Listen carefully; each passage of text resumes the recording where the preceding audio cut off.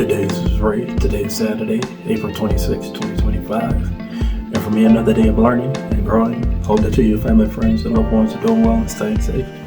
So, this is almost the end of April. I do have all my numbers when it comes to paying off consumer debt. And at the end of each month, I'd like to give a breakdown of what my progress was for the year. And forgive me, I'm a little bit tired, but I'm going to press through and try to make this a little bit of a shorter video than I would normally make when it comes to doing these month-end updates. So I'd like to begin with the big picture for those who hadn't seen my videos previously, and I'll run through this pretty quickly. How did I get to over $115,000 worth of consumer debt? In 2019, I was diagnosed with lupus, which led to 6 hospitalizations in 2 years. I stepped down from a management role where I was making more money due to the mounting medical issues that I was having. And as a result, I accrued a lot of medical debt. I ended up breaking the lease, moved across country to live with my parents and store my belongings for 2 years. That's a heavy cost right there. June 2020, I faced, that's when I identified that I had $115,041.89 in non-mortgage or consumer debt. I decided to focus all my resources on tackling that debt instead of filing for bankruptcy. May of 2021, I did hire a financial coach. I developed a structured budgeting plan that began addressing.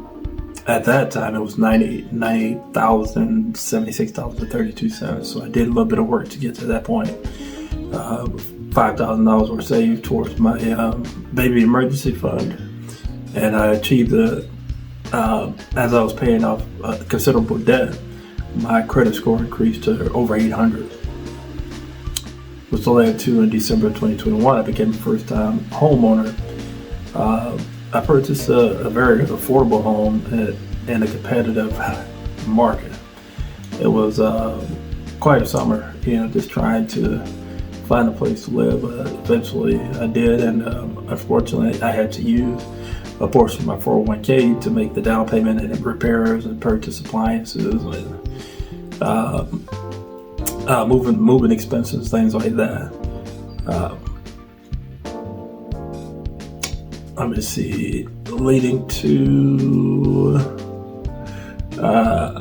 January 2024 is when I paid off half of the original $115,000 of consumer debt. So that was a major milestone. My debt was then $57,520.95. I accomplished this all while managing a chronic illness, earning less than 6 figures a year, and maintaining home ownership. So let's see what my numbers are for this year.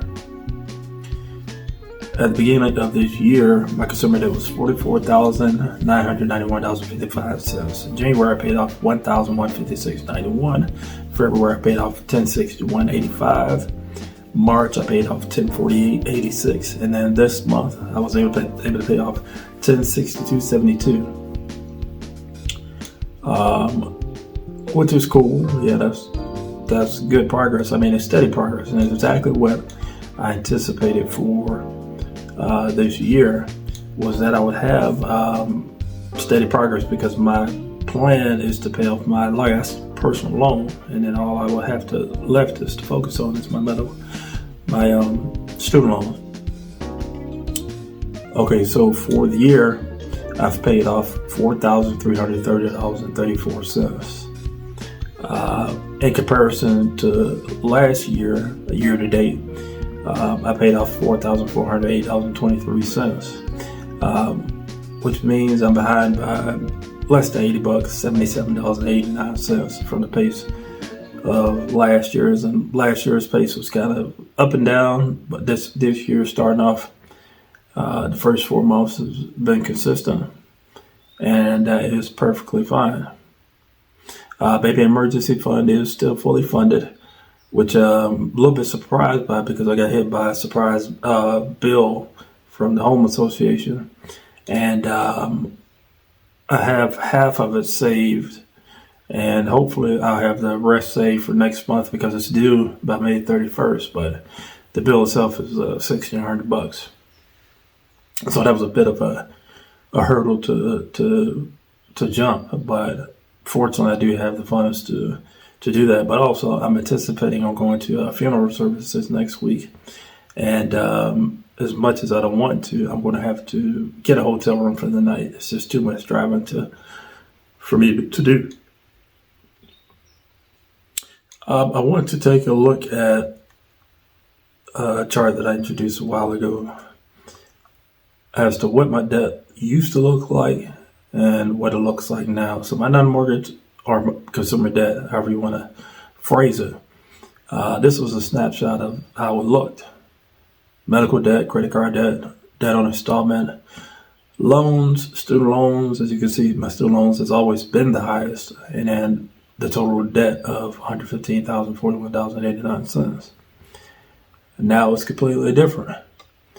A lot more zeros, zero medical, zero credit, zero debt on installment, auto loans, 401k loans, and then my last personal loan, $6,600, and then my student loan, $34,061.21. I may move this slide to a little bit later because I sort of give away the picture here, but that's neither here nor there. I'm reading it right now, but anyway, that's something I can change up in my presentation. So anyway, it's a lot easier to deal with this, and hopefully by the end of this year, it'll just be my student loans. And I'm not breathing easier, relatively speaking. I mean, I'm in a much better position than I was at the beginning of this journey, but it does feel like I have a long way to go. And the interest on the student loans accruing daily, and they show how much it accrues by. I do make an extra payment each month on my student loan to keep up with the interest at least. That's why it's been going down, but it's just really difficult to stay on top of that and also be able to pay off that student loan, pay off the personal loan. So the percentages of my debt is on this slide here. Just give me 1 second. I'm making a quick adjustment.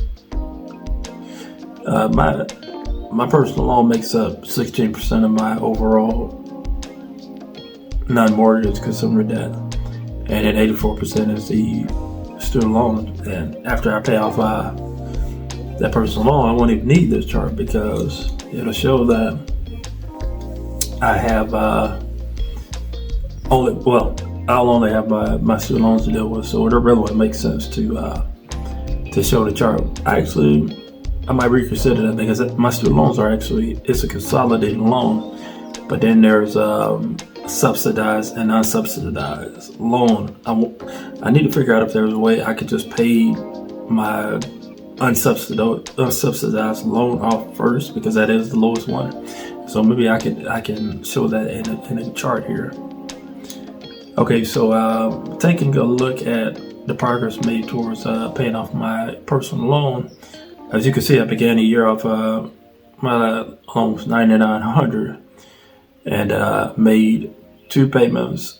The total I paid for that month was $905.42. February balance was $90.75.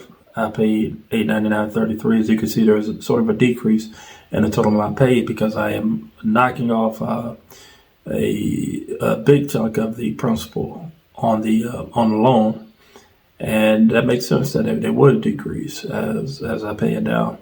March I hit the goal, and this month I hit the goal, and as you can see, those 2 payments there, $428.97 my minimum, and then $456.06 the extra payment. So I'm beginning May with a balance of $6,600. Really hope I can keep this momentum, because having this goal, having this personal loan gone, will free up a large chunk of my gross income for the month, and then that money is going to go towards paying off the student loan, and then I'll be completely from underneath those debts. Okay, so I don't think I missed anything. I'm just going to check my slides here. So the last thing is I like to give a breakdown of my debt from the beginning till now. And my consumer debt, I'm not ready yet. Sorry. Like I said, I'm tired. My consumer debt as of June 2020 was $115,041.89. I paid off a total of $74,380.68. My consumer debt as of today is $40,661.21, which means I paid off approximately 65% of that original debt. Yeah, it feels good. I'm only $661.21 from crossing another milestone when I will be underneath $40,000 worth of consumer debt, which, if all things considered, I might hit that this upcoming month in May. And I thought this video was going to be shorter, but it's around the same amount of time it takes me to do my month-end updates. You know, I'm truly grateful to be in a position to be able to pay off this debt. You know, I wish I had tackled it earlier, but I didn't, and I am now, and I'm in a much better place when it comes to dealing with consumer debt. If you hadn't gotten started, or if you're making similar progress to me or doing better, if you're doing better, great. If you haven't started, start now. Don't wait. I'm gonna wrap up my videos. Need to lay down for a little bit. But if you made it this far, feel free to like, comment, subscribe, hit the bell for notifications. You're going to post my videos. You can find me at youtube.com/@NotOnMyBudget. As always, thank you for watching. You all take care.